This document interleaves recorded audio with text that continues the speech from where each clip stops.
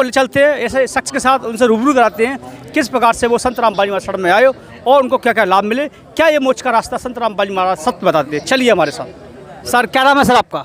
नमस्कार सर, नाम अवध नरेश दास। सर आप कहाँ के रहने वाले हैं? गांव बरथरी, जिला एटा, उत्तर प्रदेश। सर आप एटा के रहने वाले हैं, आप क्या करते हैं? कुछ नहीं, खेती आरी काम है।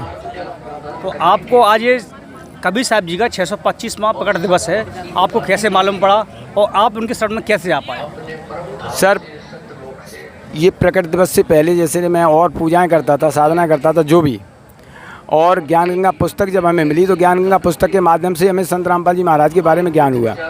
फिर इस भक्ति मार्ग से जुड़े, क्योंकि ज्ञान गंगा पुस्तक में सारा जो ज्ञान था वो वेदों से प्रमाणित था। उस पुस्तक को पढ़ने के बाद हमें परमात्मा की जानकारी हुई, जो हम सांसारिक और पूजाएं थी उनके बारे में भी हमें ज्ञान हुआ। और सन 2013 26 जनवरी सन 2013 को मैंने संत रामपाल जी महाराज से दीक्षा ग्रहण की। उसके पश्चात जब भी जहाँ समारोह होता है वहाँ जाते हैं, और इसी तरह से आज हम यहाँ पर उपस्थित हुए हैं। सर आप संत रामपाल जी महाराज से नाम दीक्षा लेने से पहले आप किसकी भक्ति करते थे और उन भक्तियों से आपको क्या लाभ हुआ? आपको संत रामपाल जी महाराज से, संत रामपाल जी महाराज की शरण में आने से पहले हम सभी सारी जितनी भी सांसारिक पूजाएं हैं जो परंपरागत चली आ रही हैं देखा दूनी, वो सारी पूजाएं करते थे। और उसके पश्चात भूत पूजाएं भी थी, उन्हें भी करते थे, लेकिन उनसे कोई लाभ नहीं मिला, किसी भी तरह का कोई लाभ नहीं हुआ, दूना नुकसान ही होता रहा। लेकिन उस नुकसान की और लाभ की कोई जानकारी इसलिए नहीं हुई क्योंकि हमारे सामने सच्चा ज्ञान नहीं था। यथार्थता जब हमें संत रामपाल जी महाराज की ज्ञान गंगा पुस्तक से पता पड़ी और संत रामपाल जी महाराज की शरण में आने के बाद जब भक्ति मुझे मिली, सद्भक्ति, शास्त्र अनुकूल साधना मिली, उसके पश्चात हमें अद्भुत लाभ होना शुरू हो गए। तब हमें पता पड़ा कि जो हम साधना कर रहे थे उनसे हमें नुकसान ही नुकसान हो रहा था, कोई लाभ नहीं मिला।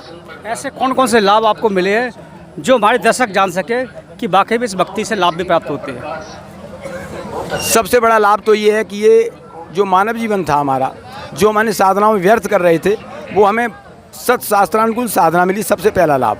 दूसरा लाभ ये कि हमारे घर में बहुत सारी व्याधियाँ थी, भूत प्रेतों की बाधाएँ थीं, जिनके चलते हम हमेशा टेंशन में ही रहते थे, पूरा परिवार दुखी था। उस प्रेत बाधा से हमें निजात मिली, जिसके लिए हमने कई प्रयत्न किए, बहुत सारा पैसा खर्च किया, कई भक्तों के पास गए, लेकिन ऑल इन वैन, सारा व्यर्थ रहा। लेकिन संत रामपाल जी महाराज की शरण में आने के बाद वो व्याधा जो थी, जो परेशानी थी, ऐसे छूमंतर हो गई कि आज दिन तक किसी का सिर भी नहीं हिला। सर आप बता रहे हैं आपको भूत प्रेतों की समस्या थी आपके घर में।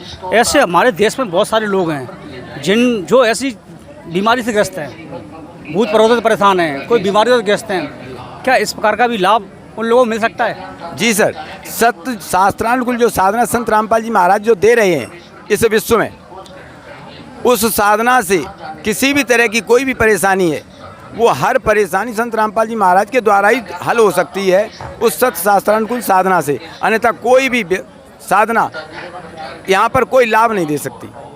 तो अगर आप संत की बात करें तो संत तो बहुत सारे हैं, तो संत क्या गुरु बनाना आवश्यक है? जी सर, बगैर गुरु के तो कोई लाभ मिलने वाला है ही नहीं। मैंने भी पहले 3 गुरु बनाए थे।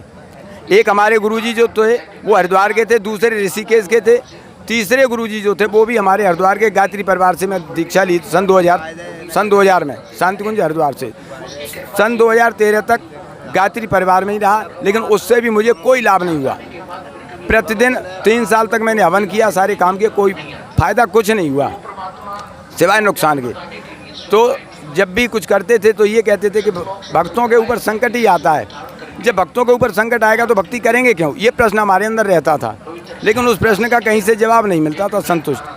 ब्राह्मण समाज में होने से सारी पूजाएं और मंदिरों में पूजा आरती जो भी था जो करते थे, लेकिन कुछ फ़ायदा नहीं। हर पूर्णिमा को अखंड पाठ करते थे, अपने आप ही अपना हवन भी करते थे, कोई लाभ नहीं।